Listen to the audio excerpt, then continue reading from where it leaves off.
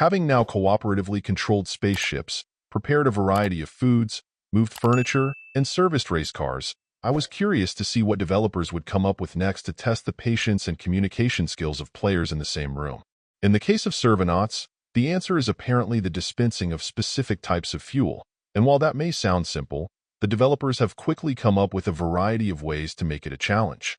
Starting with what works well, once my family got the hang of what we needed to do, we were able to do a reasonably good job of falling into general roles and coordinating.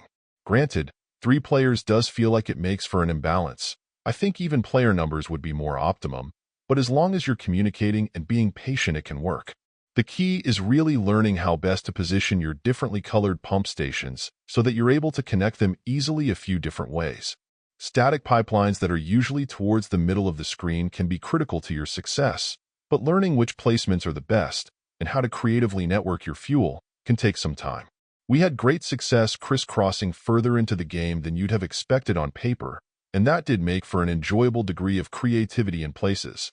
In terms of the not-so-great, everyone agreed the game's first initial problem was doing a very poor job of getting players up to speed. We are able to work things out within the first few minutes, but it would have been nice to have a demo stage or 2 more clearly explaining concepts, especially since not everyone may be used to these sorts of games, and I could see them being discouraged quickly if everything simply felt out of control. We also had mixed feelings about the ability to summon different equipment wherever you're standing, opening the menu, scrolling to what you want, and then having it drop next to you in a crate. On the one hand, this was great, as we didn't need to go running off to a workbench or dispenser off to the side somewhere, but the mechanics of it also felt a little clumsy and slower than they should have been. Last, while all of these co-op games are repetitive in terms of their tasks, with new stages more typically changing up the layout, it also felt like a layer of added complexity or 2 more than the game had would have been nice. Even if the layouts changed and stages could be tougher, it got to the point where the comment, "Is this it?" was commonly said, so a little more depth and variety could have helped quell that concern.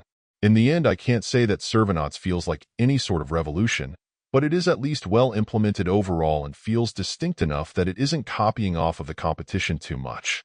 Working out how to be strategic and then adapt quickly to varying needs of different end stations efficiently does take some doing, and that element was fun to see play out.